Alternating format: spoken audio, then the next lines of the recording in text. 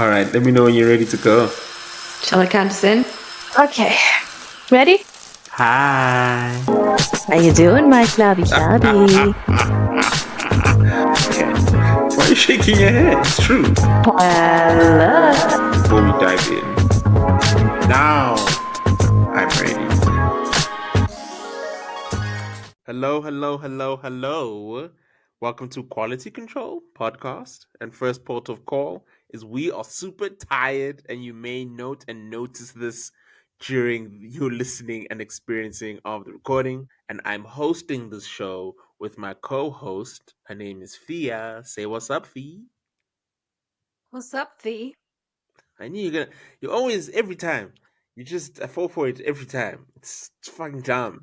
I'm like, just gonna say hi this time? No. And then when I anticipate that she's not gonna say hi, she's gonna do the thing. She just says hi. I can't predict her.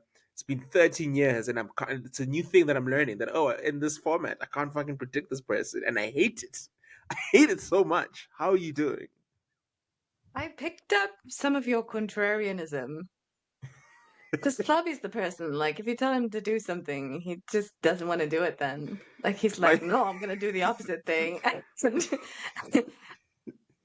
When I spend too much time with this man, I start adopting his mannerisms. So, there you have uh it in a nutshell. Gosh, my our mutual friend, my friend Nikki, calls it being naughty. She's like, "Yeah, you're gonna be naughty." She's like, "Yeah, you're doing your naughty thing." Whenever in a group of people, she calls it being naughty, and I'm like, "What?"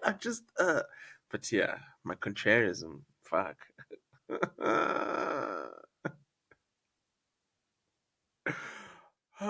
Housekeeping. Housekeeping. Hello, everyone. If you're here, you know that we are Quality Control and that we have an Instagram, a Twitter, and a TikTok. And our user handle for all three is Quality Control Pod. That's Quality Control spelt CNTRL Pod. Quality CNTRL Pod. And again, that's on Instagram, Twitter, TikTok, and probably eventually YouTube. If you want to reach out to us, if you have some comments, complaints, suggestions, if you want to send us memes, come on, make memes, send them in. We love artists. Uh, our email is qualitycontrol.podcast11@gmail.com. Again, qualitycontrol.podcast11@gmail.com. You have been obsessed. Well, first of all, thank you for the housekeeping. Second, you have been I'm not done obsessed with the with. housekeeping, but yes, go Oh, on. you have been obsessed with this meme thing ever since one listener one time made a meme, and you're like, I want all the memes always. Well, yeah, because the two of us sit and send each other 10,000 memes a week. So if it's one of you sending us a meme, it's a bit refreshing in that way. And also, we love memes. We're meme people. Fair. True. Continue housekeeping, madame.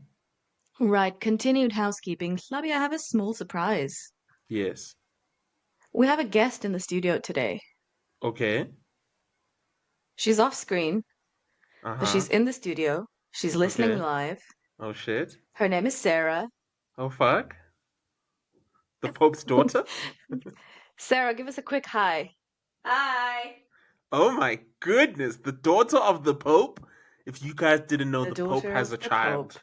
The Pope has a daughter, and her name is Sarah Pope. What's up, Sarah? He says, "What's up?"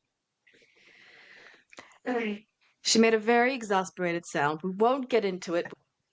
Here we are. Back to what we're doing here. We are recapping episodes 7 to 9 of Arcane season 1, which means, of course, that there will be spoilers. We start with an overview, folks. We're going to spoil everything. If you haven't watched it until now, That's fine. you need to make a choice here. Either you go back and you watch it and then come back to us, or you listen to That's us also and then you go fine. into it. That's very And fine. yeah, that'll be your choice. But just know that if you're here, there are spoilers. If you haven't seen the show yet and we spoil some things for you, we're not sorry because we are warning you officially.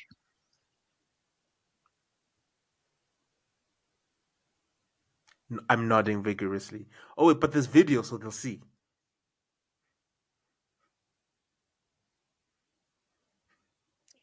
And while Hlabi jams out to his agreement over there, I think we're gonna slide slowly into the overview. Yes, ma'am. Overview of episodes 7 to 9 of Arcane Season 1.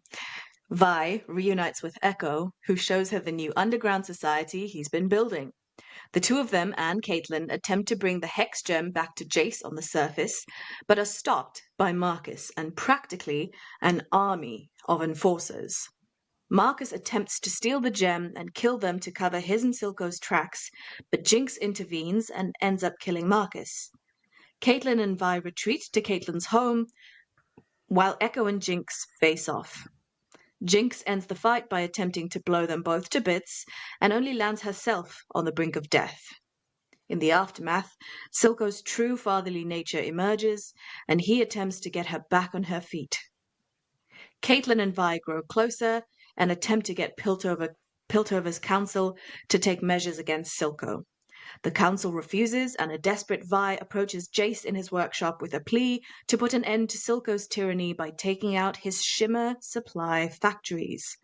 Jace agrees, and the two infiltrate a facility with the use of Jace's new weapon inventions.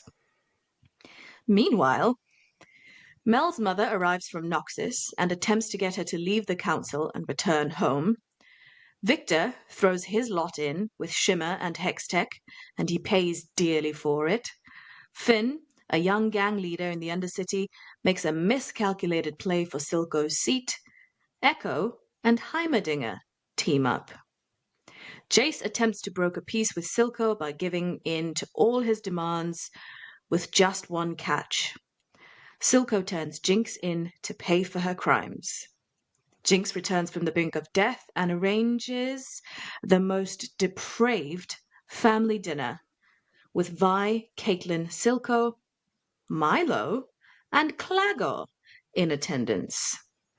She attempts to make both Violet and Silco demonstrate their love, but ends up killing Silco in a moment of confusion. Silco shows rare sentiment before his death, and in a final violent move, Jinx fires a bazooka on the council as they vote to declare the Undercity independent, just to keep the peace.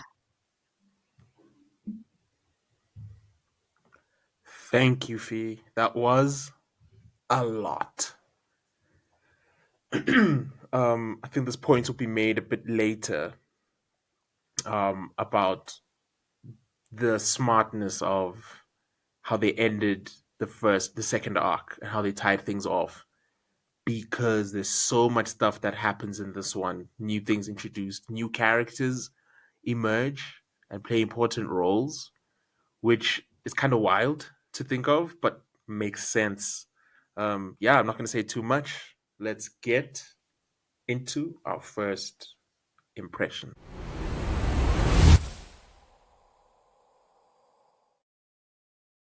All right, So, Fee. you've already said this, Yeah.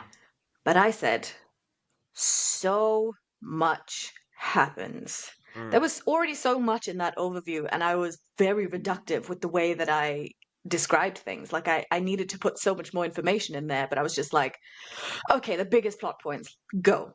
yeah. Yeah, agreed. It's happenings are happening, and it's on multiple levels.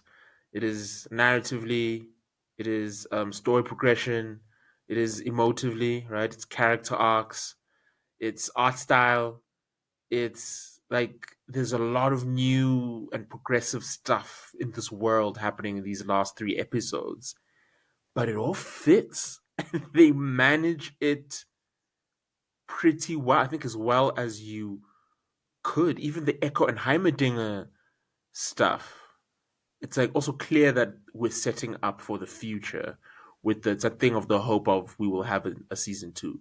Although in this sense, I think it was more decided that we'd have a season two because I'm not sure then who's the company that makes the game, but they're this huge company, right? And I think it's like a minimum threshold, and they'll get a season two. because it's two titans coming together in Netflix and the creators of League of Legends, having probably learned from debacles of World of Warcraft when they tried to make that movie and create that world. But that's another story for another time. It's Riot Games, actually. Riot Games, right? Yeah. So this game company that's got the backing of law and the history of game watches behind it. So I feel like there was probably 2 season proposal of like, you will make a second season if we reach these certain milestones, which they reached pretty quickly, and I'm sure they were confident in reaching them. Um, yeah, agreed with your first impression. Do you have another one, real quick? Just in relation to that, I think I it takes a lot of effort to take all of that in. Um, I straight up just don't remember what I saw. Every time I rewatched, I've already watched the series twice. Yeah, Um, I think I do it like an annual thing almost.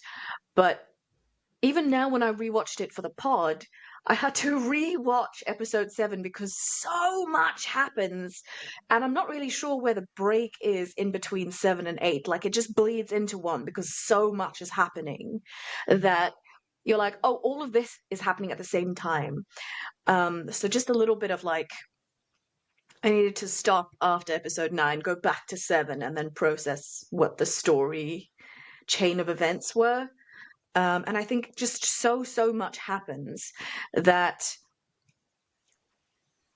I don't remember long term what I've seen and in what order. And I don't think it matters. I think it's just that last final sense of loss that we'll get to talking about that really resonates and stays with you. And I think that's the point. on that note, so I don't really watch it annually. I think I hadn't watched it in 2 years before watching for the pod. I forgot what Jinx did at the end in episode 9. I watched it and was like, oh yeah, oh shit. It was almost like experiencing it for the first time. It's such a huge impactful thing. But like you said, the sense of loss has remained. I know that there's a sense of like, but particulars lost on me. When she fucking shot it out, I was like, oh yeah, this tragedy. Oh my gosh.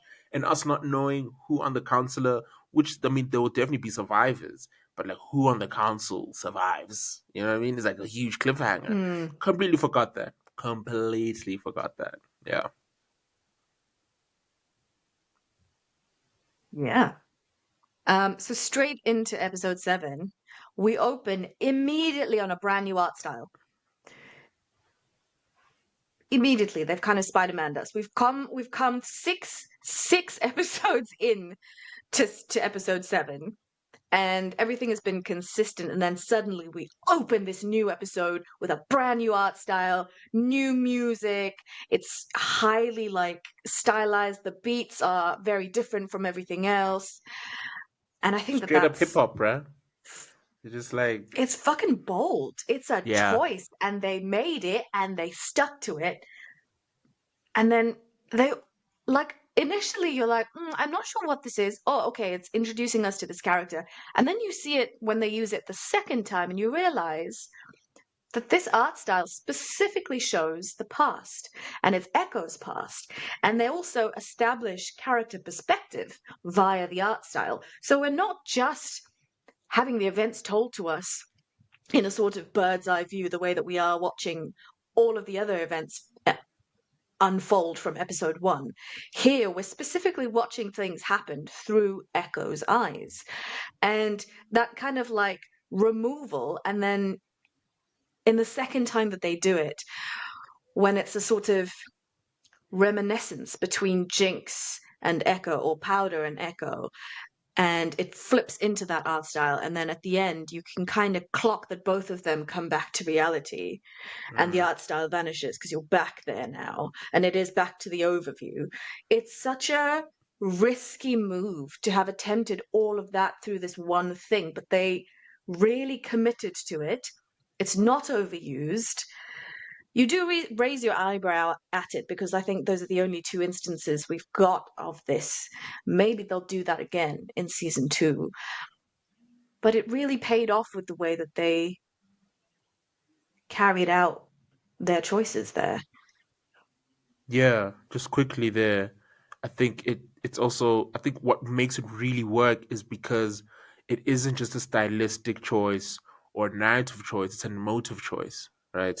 They're eliciting certain emotions via this art style in the sense of to give us a sense of nostalgia for their youth, really focusing that Echo is important in this moment and the scene, and it reinforces and really works well because it doesn't come back, because we don't then see much of Echo as a main going on in the next few episodes. He's present, but not with the same intention, right? In fact, he's in recovery now when we interact with him further or in future episodes. So using it in that moment is an emotional choice, I think, as well, used Hmm. correctly to convey the specific emotions that they want. And I think that's why it works, right? Because emotions aren't the most logical things. And so making this sort of what would seem like this illogical decision is justified because of the emotion that they're eliciting. Hmm. Yeah. Oof, Yeah. well put. Thank you. Um, my first impression is that everything is really heavy in this arc.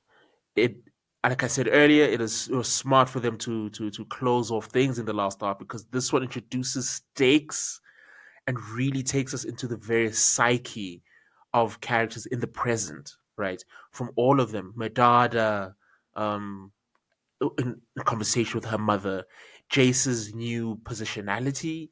He's the de facto leader. That said at one point that he's now the de facto leader of Piltover, just like that. And it's like, holy shit, what does that do to a person and their decision making when they were not bred for leadership first and foremost? He wasn't bred to lead a city. He hasn't had a learning curve. This is all happening on the fly and in the moment, and it's in the midst of intense tensions.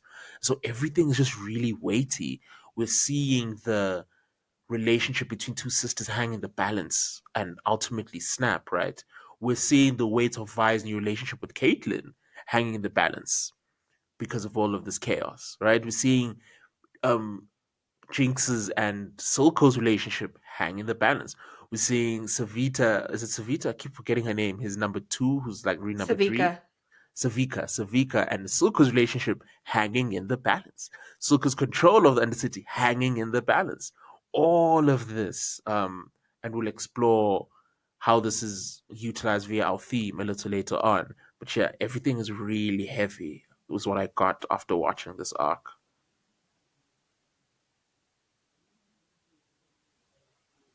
Yes.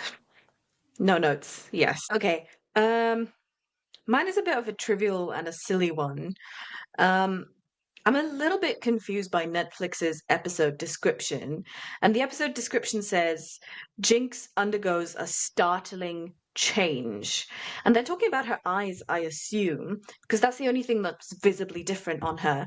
But it made me anticipate something so much bigger, especially considering how they led into that with like the doctor dropping hints that, something irreversible was going to be done.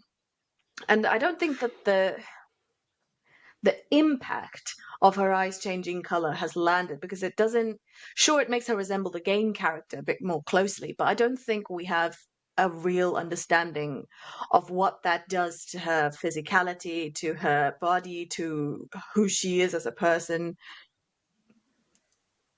So I don't know. I think I have a bit of a qualm with that, and I'm disappointed that it wasn't as big as something that it led to.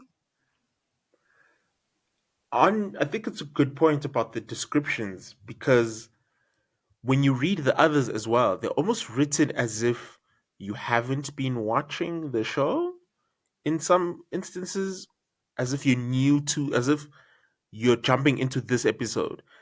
There's a vagueness though in the way they refer to people as well, as if you don't know these characters at this point now. I don't know what I'm not sure how to describe that thing of the descriptions that they're so vague, they're so short and sharp, but it's almost as if they assume the way they're written, it assumes that you're not tapped in, is what it felt like. Like it's like no, bro, I'm watching back to back here. This is not releasing weekly. It's almost written as if they drop the stuff weekly. Um, over many weeks, and it's like, well, no, you did a 3 episode drop, etc. Yes, but I don't know. It just feels like it's assuming that I've not been super engaged, and there's a vagueness to these things, which is why I feel like why I think that you having that impression of something bigger happening because they're writing it in this vague sense and in this overarching sense where it's no, the things in the show Yeah, I think it and what you're talking makes about is subtle it's specifically. yeah, I think it what you're saying is especially visible in episode 8, where they say something like Caitlin and Vi forge an unlikely alliance. If you've been watching the show, that's not unlikely. You called it. We called it from 3 episodes ago. Like it might be that Vi and Jace make an unlikely alliance. But it Caitlin says doesn't Vi and necessarily Caitlin. seem to make a new alliance with anyone. Hmm. Yeah, so I see exactly what you mean. Um, Yeah. yeah, some of these descriptions give me pause where I'm like, What do you mean by that? yes, yes, that's it exactly. So unless something bigger comes out of not Vi, sorry, out of Jinx's surgery, I feel like I'm a bit let down by what they pointed me in the direction of. I mean, I think it is big that she essentially becomes a shimmer induced person. She's an enhanced being.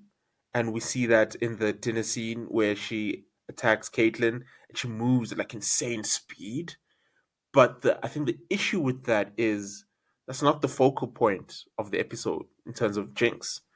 She survives the surgery, yes, but it's a psychological thing that's the focal point of Jinx, not her physical prowess. And if they're trying to say that her being on Shimmer has also helped really settle herself into being Jinx, sure, but then why would we have a whole scene where she says, "Let me make this choice. If you choose Yeah. me, Vi, then I will be Powder." You know what I mean? So she isn't. It hasn't settled her I psychologically. I think it I think it might be the double bluff there. I think it might be that she was never going to go back to being Powder. I think that the significance of her losing her blue eyes was that literal loss of her child self. I think that there's a lot of symbolism in that imagery.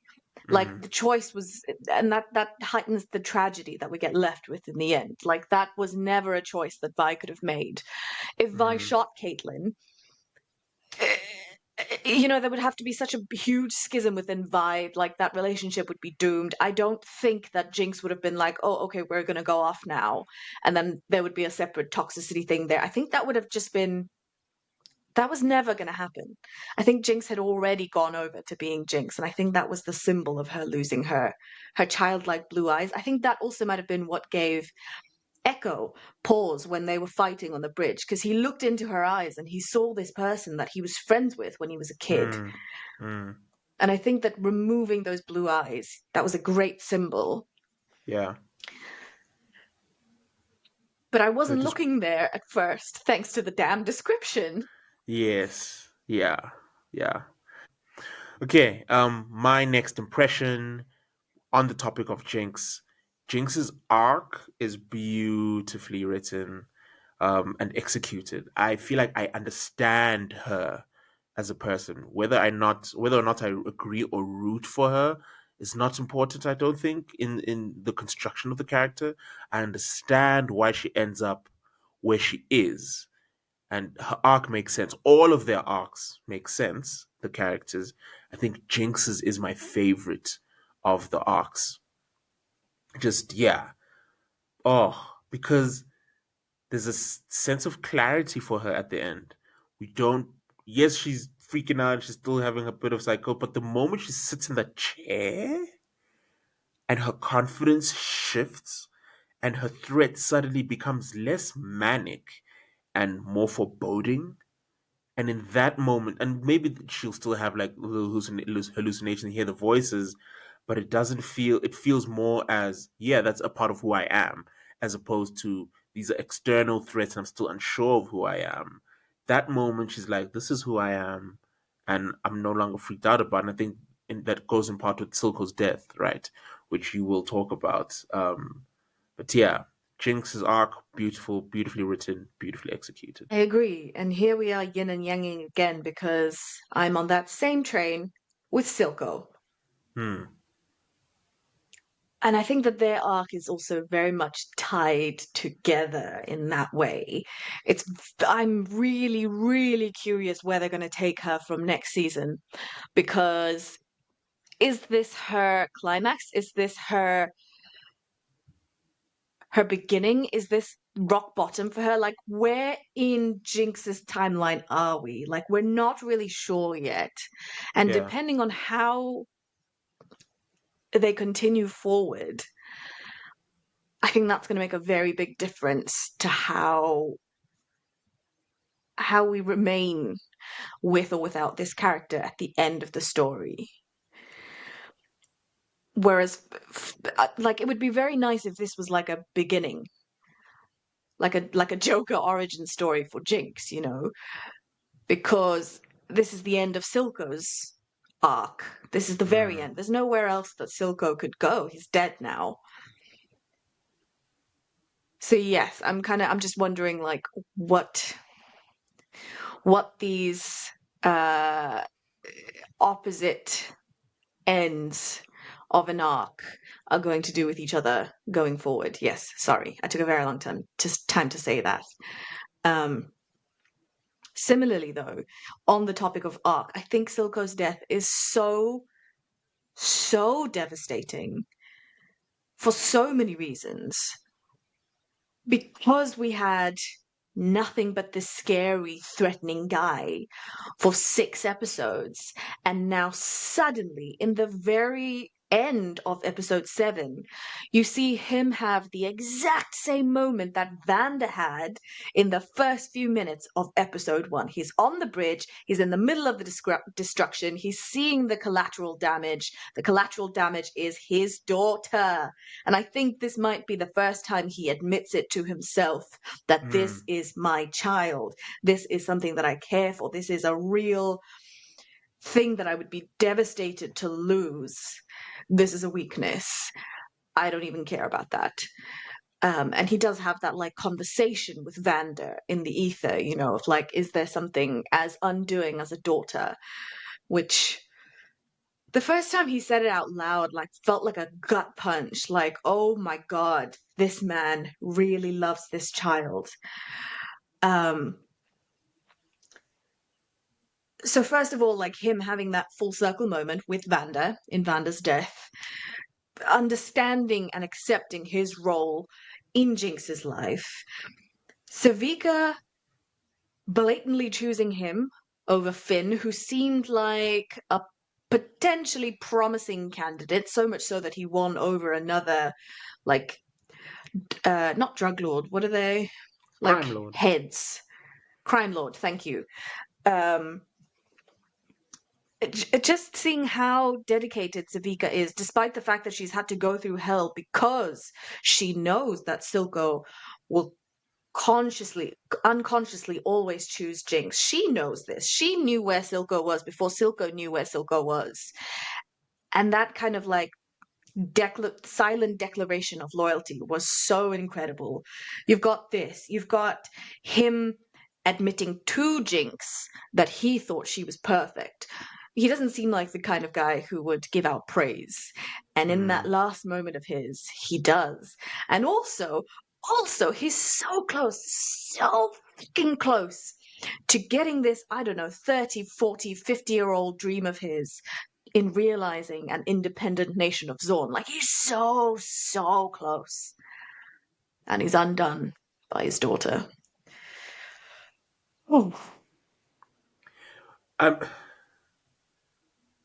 yeah, the Savika thing I think really hits for me where if you then look back at her complaints and whatnot, that and sure maybe she was tempted, etc. But that thing she says to him when he's so concerned with Jinx, and she says, "Listen, bruh, my old man and I, we didn't have it.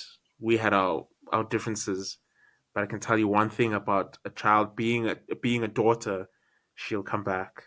And she know that this is Silko's daughter. And I think on some level, she's always known and has that's Yes. why she's actually put up with it. As much as she complained and whatnot. It's like he's not gonna why would I betray him? When this person's Yeah. being a father to this person, Yes. to Jinx. And so actually, as much as it fucking pisses me off and it annoys me, that is his Yes. child.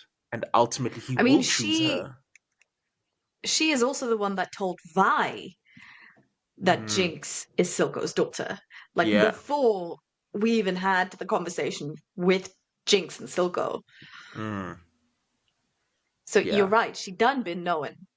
She knew the whole time. And that's why Yeah. she probably puts up with it. Mm. And his death is devastating on many levels, right? For Jinx, for him, for that underworld, for the peace that was coming. That wasn't really coming though, as you said, undone by daughter. He wasn't going to. It's a nice red herring that he's having that conversation with Vanda, and she hears it and thinks, "Oh, he's going to give me up." And what he's actually saying is, "This is going to undo my dream for Zorn because I'm not giving her to them, and so we're gonna go to war." And that, yeah, you're right. That's devastating, and it links And I into the think also what overarching makes it, devastation. yes, overarching fucking devastation. What makes it so poignant though is that in the for the first fucking time, like he's having all of these legitimate conversations with Savika, with the crime lords, but he's in his last final moments when he's telling Jinx that she's perfect, he lets emotion into his voice and Hmm. softness and sentimentality instead of being the orator. He's talking from a real visceral place in those last moments, and it really just fucking shoves the nail all the way through every valve in your heart because you're like, fuck, 9 episodes to get to this point. Silco, how dare you? But it also gives her conviction, you know? It gives her the confidence to be who she is.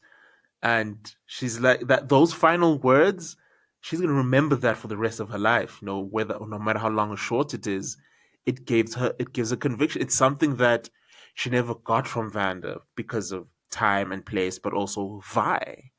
Vi being the elder, favorite, capable daughter, Powder being the sweetheart, yes, but she never got that affirmation from her actual parents who died young and while she was too young. She never got that from Vanda, who died while she was still too young to be a person trying to make her way in the world and make her decisions. And here she gets it from her true father, who was Silco, who raised her, who nurtured her, who let her be fucked up and was like, I will accept your fucked upness. We will use it this way. And again, that thing of you are perfect, dude, go be who you are. And she locks in. She locks in that moment. And it's like, sweet. I don't care about Vi. Vi's done. That is not my sister anymore and hasn't been for the longest time. My dad just said, do you. And she goes and she does her. She's like, yeah, I'm gonna fucking do this shit with no doubts. Yeah. Fucking well written. um, you look touched. All right, we're going to take a 5 minute break while I go and sob into Sarah. Submit to Sarah. The Pope. You can go confess to her. um, um, Okay, cool. your last Before, yeah, my first thought. last, yes, last first thought. Uh, Silko had his first last thoughts. Oh my gosh. Um, this is such a tragedy. This the ending to the series, and it makes me think that things won't end well going forward for anybody. Something Greek tragedy about it. Even if one side achieves victory, what will the cost be? You know, that yeah, I just get an overall, and then just to leak in, I'm not. I think I sent you or you sent me that video of Vi's voice actress. She is I think she's at a premiere event, and they asked her, "Hey yo, how is this gonna be for us? Are we gonna cry?" And she immediately said, "Yeah." She said, "No, you're gonna." you're gonna cry from the get go. Just indicating that it's chai. It's over here, bro. It's done. Things are fucked. So and you get that sense with that ending and the beautiful song. We've not spoken at all or enough about the original soundtrack and how Yeah. all the Which songs are is just so well incredible. tailored. I mean, Yes. I know Imagine Dragons gets a lot of flack and whatnot, and I'm not a fan either. I'm not a hater though, as well, but their song just fits so well into this world. All the songs, freaking, they have what's the rapper's name? I think it's Pusha T. Pusha T raps on the soundtrack. You're like, what? Like it's so random, but well thought out. Yeah, that's my last first thought. So now we move on to our theme.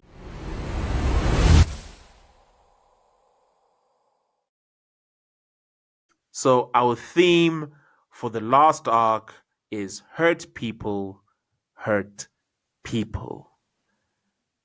In episode 7, we have Jace embodying this theme of hurt people, in trying to protect hurts the people of Zord with his blockade. Echo trying to protect hurt people who are under his care from further pain inadvertently plays a part in Vi and Jinx's schism. Jinx, feeling betrayed, kills and forces. And Marco, I think it was his name, Marcus the chief, and hurts Vi and Caitlyn in the process as well. Silco makes an example of the crime lords who are attempting to make a move against him. Any thoughts on those thematic events within our picked theme of hurt people? I think Jace doesn't just hurt the people of Zorn, like he hurts his partner quite personally by just forgetting where he came from. Yes. Like he commits xenophobia in that moment. He goes, "They're dangerous," and he condemns the entire Undercity in in that moment, forgetting that the person in front of him would have been like he'd have to backtrack and go, "Oh, but you're one of the good ones." Mm, It's that deep. It's literally that deep. And it's really great that they chose to show us that action and the immediate close consequence that it had. mm. Yeah, Victor just looking at him like, I'm from the Undercity. He told him, The he said, the "I'm from the Undercity," and it's like, the he fuck had do you nothing to mean? say back to him. Yeah, yeah, yeah. Freaking yeah. Okay, episode 8. Mrs. Madada, the Council Madada's mother, arrives and, affected by her son's death, influences the pioneering of Hextech weaponry, pushing Piltover into war, which is a world of infinite pain that she's potentially shoving them into. Victor, in trying to evolve beyond his impending death, accidentally kills Sky, who previously incorrectly named Sarah. Accidentally kills Sky, who loves and admires him. He also makes something that is a potential threat to the world. When raiding a Shimmer facility, Jace accidentally kills a little boy. This creates a further divide between the two cities. And lastly, Vi, disappointed by the council, pushes Caitlyn away. I like a smaller and more mundane, quote unquote, more day to day sense of hurting people, right? Of, I'm going to keep you at a distance because I'm not feeling so good right now. Yeah, thoughts on Yeah, episode 8? just in passing, the Vi literally has this is the skin of a this is the skin of a killer Bella Oh my gosh. moment with Caitlin. Twilight! You shouldn't be around me. I Although, only bring darkness and despair. What the hell does Edward say to Bella in the first I don't know. film? Something Fuck, I don't stupid. know. But that like in all of this like dark, heavy tension, that moment always kills me because it's just like Caitlin. I mean, Vi, just Right. shut up, man. But like You it's got to go it's do a thing, and that's valid. But shut up. I think it's an angst though that shows their ages as well. Like these people are Absolutely, yes, barely yes, yes, 18, yes. you know? Like, Yeah. these are barely young adults. And it shows, you know, we also don't really get a sense of time. Like, that blockade could have been up there for a week, you know, maybe a week and a half. But yeah, that thought just came to me now, not really relevant. So yeah, I really like that moment though, of like, no, get away from me. Caitlyn's like, motherfucker, what? It kills me every damn time. Um, What do you just quickly? What do you think? What are your thoughts on Sky's death? Sky's death was so sudden. Like, we don't invest in her too much. She's not a rounded character. As much as the show does round out its background characters, Mm, Sky is not really a rounded character. We don't get a lot of her. We know that she's inherently good or a decent person, that she's quite devoted to Victor. Victor takes no notice of her. It's the sort of classic unrequited love, not as in just the one who's doing the not requiting is mm, oblivious to the fact that there even is an interest. Um, and I think the having Victor process the consequence in such a visible way makes it feel very grounded. yeah. We also see there's a moment just before that where Victor either daydreams this or actually goes running for the first time in his entire life. Do you know the moment I'm talking about? Where he Yes, yes, no, casts yeah. aside his Unless you stuff and he goes continue, running. yes, yeah. I don't think I'm it's a not daydream. like, I think that really happens. I know, but I've had to watch it a couple of times because they don't really give us the chain of events crosses over in such a way that you're like, did that happen in his head or did that really happen? And it was only this third rewatch where it settled for me that, yeah, he's gone for a run for the first time in his life. Yeah. And because, nobody else fucking helped this kid, they were like, you're cripple, your life is over, or you're lame, your life is over. That's a sense of hurt that he's moving Mm-hmm. from into a future, trying to take something that he believes was not allowed to him in the past, and then he accidentally ends up killing Sky.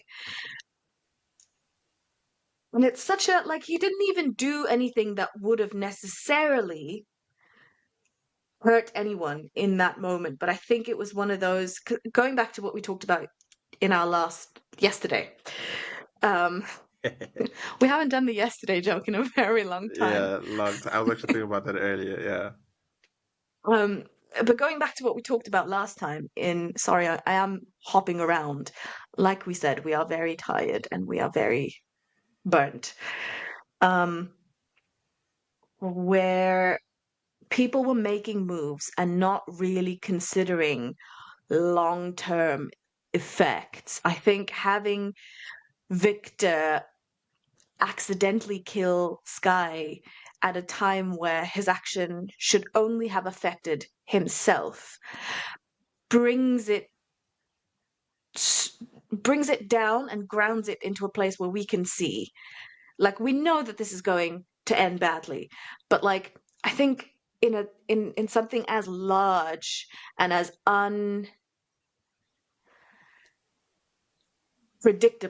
unpredictable as the hex tech or the hex core is, like we don't know, Victor doesn't know, even Heimerdinger doesn't know where that's going to go ultimately. We just have a bad feeling. I think by Mm, showing us that Sky died, we have some very real consequences now that we can hold on to, and that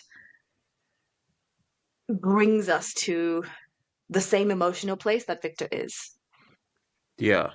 And that is how you use side characters effectively. Even if you're not rounding them, Sky has now played a large role in our understanding of where the world is going, and the stakes within the world. Sweet, yeah, thank you. Episode 9. Oh, also what you just spoke about really quickly also speaks to our framing of the overarching theme of the show as a whole, and we'll get to that later. So episode 9, We see that the little boy who was killed in in the previous episode is a crime lord's son, furthering their attempts to undermine Silco. We also see Jinx kidnaps Vi, Silco, and Caitlyn, involving them in a game of death, while in her own world of trauma, Jinx mistakenly kills Silco, who proves to truly love her as a daughter. Fully accepting that she is now Jinx and she is alone, we see Jinx officially start the war, just as the council is voting for peace. Another embodiment of hurt people hurting people. Thoughts, if any? Self-explanatory. Yeah. Sweet. Okay. Cool, cool, cool. Let us jump right into biases and guilty pleasures. Sophie. Sophie's choice. Um, who is your bias or guilty pleasure? Character you Um, love or hate? Controversial maybe. But I really low-key, I fucking hate Jace. Why? Just from these three episodes, I fucking hate Yeah. Jace. He's so wishy-washy. Like he goes forward and then he goes back and then he goes forward and then he goes back again. And I hate him because it irritates me and I'm like, just commit, you fucking moron. But that is so relatable. That is Mm, so well written. Like, I hate that because I know that if I were in your situation, I would be the fucking same. And it would irritate me that I couldn't commit to a choice. mm. And I think that's what bothers me about Jace is that he's too relatable in those three episodes. Like, he's got so much weight on his shoulders, And he's so but instead of young. being this comic book character, and so yeah, instead of being a comic book character like fucking Invincible, who's like, all right, I've got great power, I've got great responsibility, I'm gonna go use this, and I'm gonna try and save people. Jace is like, yeah, I've got great power, I've got great responsibility, I'm gonna make decisions and I'm gonna save people. And then he kind of sees something that shakes him a little bit, and he's like, oh, that's not the way. And then he tries another way, but like all the way, and then he's like, oh, that's not the way. So it's very irritating because he doesn't just like stick to his guns, but I think he's written so well in that that is exactly what that character is supposed to be because he is in so many different places at the same time, Mm, emotionally, socially, politically. I think that that is actually the only right way to write him yeah. because I think he becomes the everyman Mm, instead of, Vi, who you expect it to be. It's actually Jace. yeah. I think also because the consequences for him for all those choices are so immediate because the situation is so extreme and so volatile and has been going on for decades, right? We are at the crux of it. We're at the boiling point, and he's entered. Yes, he's contributed to the hectic, etc., but he's now entering into this official position at the boiling point, and so the consequence for each choice he makes is effective immediate. Yes, let's go raid the Shimmer faction. I just killed a boy. I just accidentally killed a boy. Oh my gosh. Um, yes, let me be a counselor and do counsel decisions. Oh, my best friend was on the other side when I created the blockade. I didn't even know where the fuck he was. You know? Yes, I'm trying to protect the city from these Zornites, these violent criminals. I've just insulted my partner or the person I've called my brother because not only is he Mm-hmm. from there, he grew up there and still has contacts there and has people there, so I'm condemning anyone he may or may not know. Like it's all freaking immediate. Who is he talking to in the bathroom, in the public bath, who's advising him to you need it's war's coming, you got to make weapons with your stuff. It's the mother of his new lover. Their relationship isn't even weeks old, bro. you know or maybe it is at this point. Maybe I'm getting that wrong, but them Again, being it's not like, it's not like they give it's us not a clear clear. sense of Yeah. time.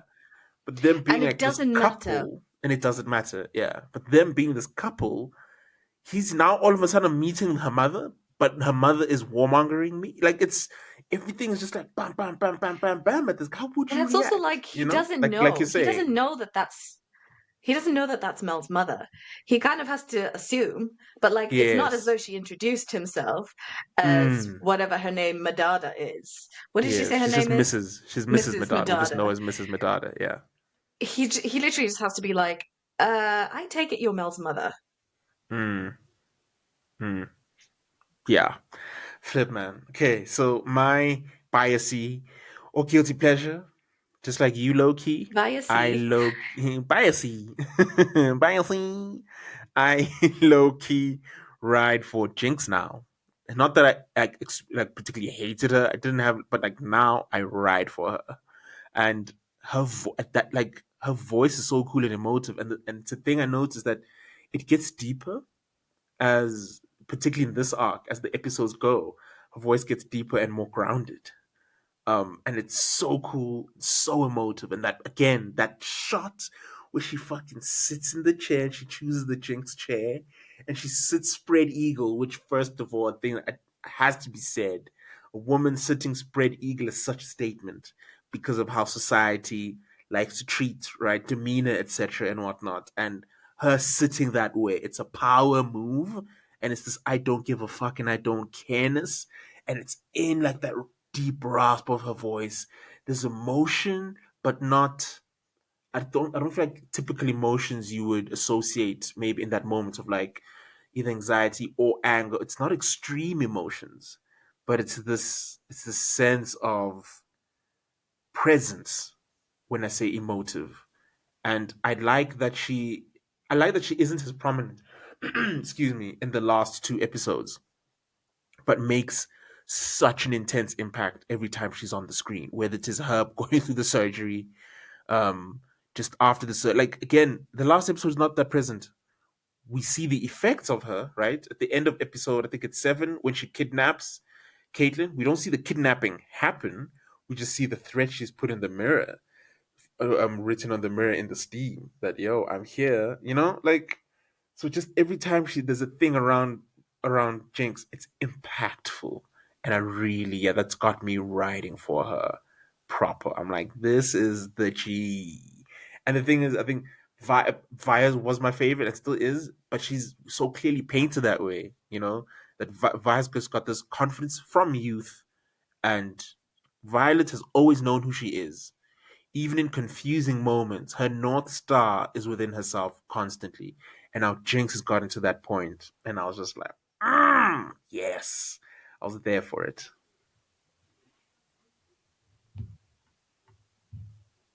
Yes, absolutely. I didn't know that it was Ella Purnell who did Jinx's voice. Ella Purnell. What she look like, huh? Yeah, she is the woman who plays the main person in Fallout, the new series. For oh snap! See, that's voice acting. Unlike some other Yeah, actors that we know, that's yeah, voice acting. yeah. Oh snap! That's She's her. British. I'm pretty sure she's Yeah, she's British. British. Yeah, she is British. Yeah. Damn. Okay. Whoa. Actually, that's voice acting. Even Caitlyn, the fact that that's Katie Leung, that's acting, guys. Guys. When we talk about voice acting, that's it right there.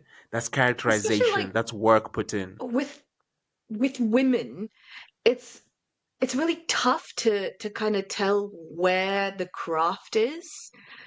And it's rare to kind of see because we've got like a few options for that. We've got uh Grey Delisle or Grey Griffin, whichever one you want to call her, who is Azula, and Mandy from Grim and Mandy. There's Timmy Turner. What's her name? Oh, of the blonde woman. She's voiced so many of our Yes, childhoods. she's She was incredible. Yes, so exactly. many. Tara Strong. That's who. Yes. She's so many Um, voices. and there's maybe like one or two more female voice actors that you can like really think of. Recently, Stephanie Beatriz. I don't know how you pronounce that, but Haley Steinfeld is now really coming in, especially after she's done Spider Gwen.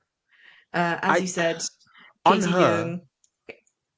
Can I just read this Haley Steinfeld? I think what's interesting is if you listen, you can hear it's her.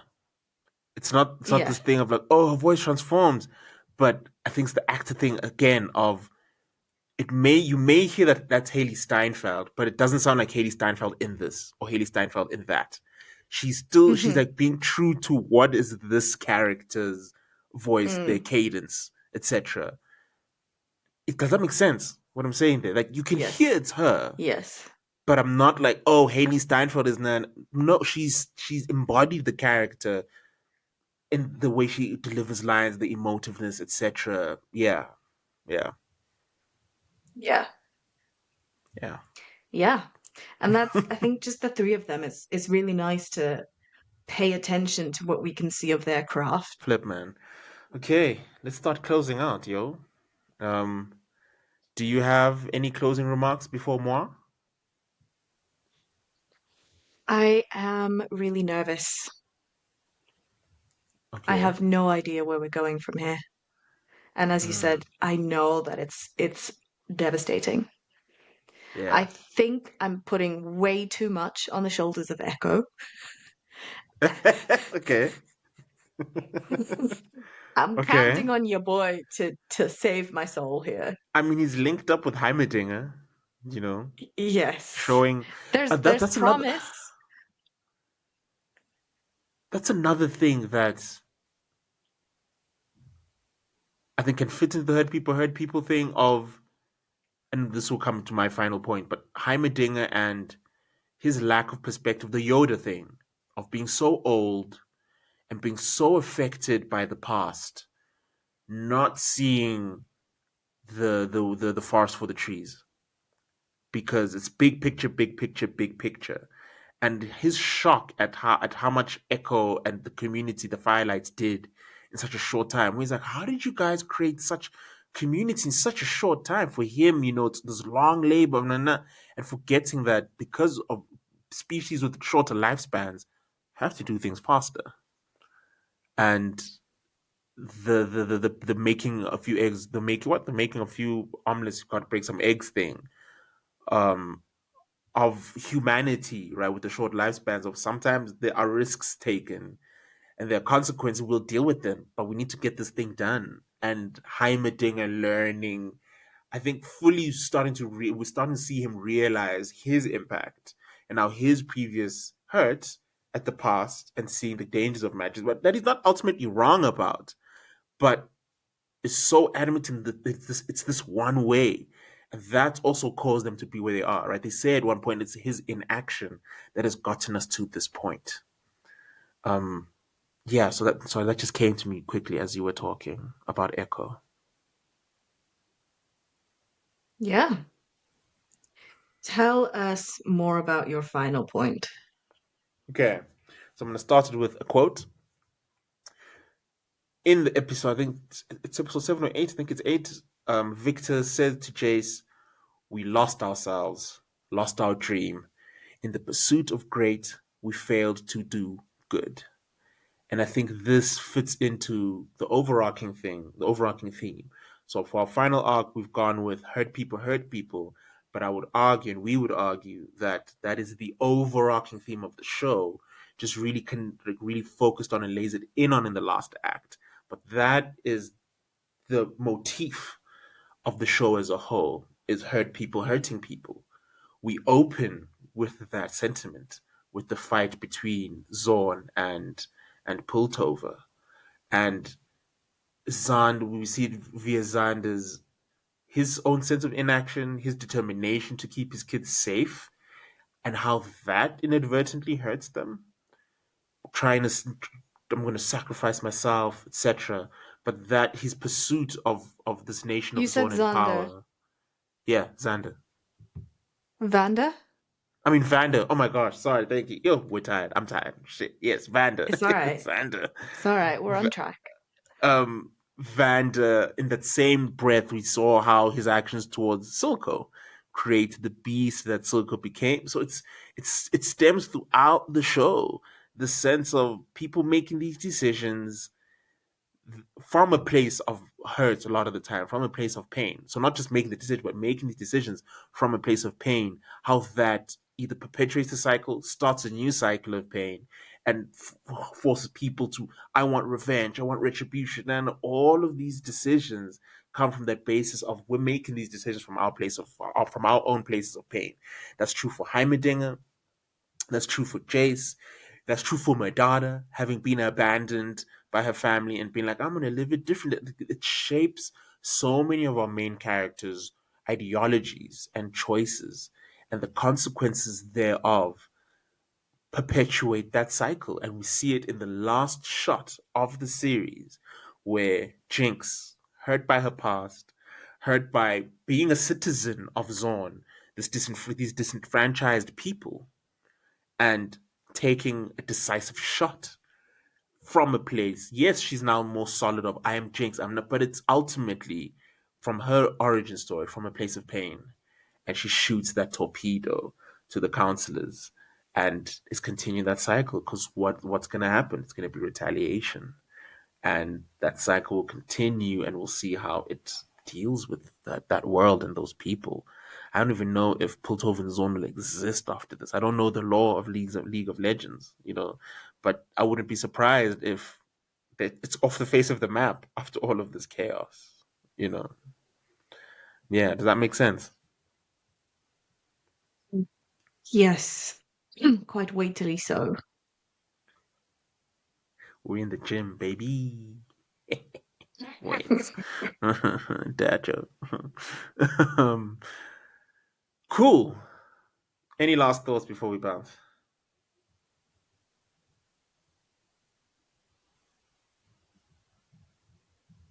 Me also. Let's get out of here, dude. Thank you so much for Right. going on this journey with me. We have recapped Arcane season one in its three acts.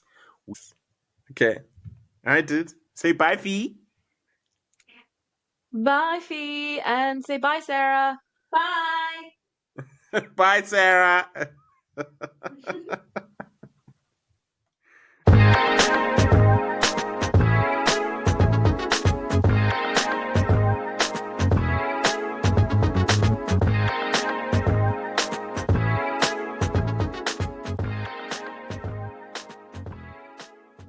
Uh, did Sarah hear me say bye?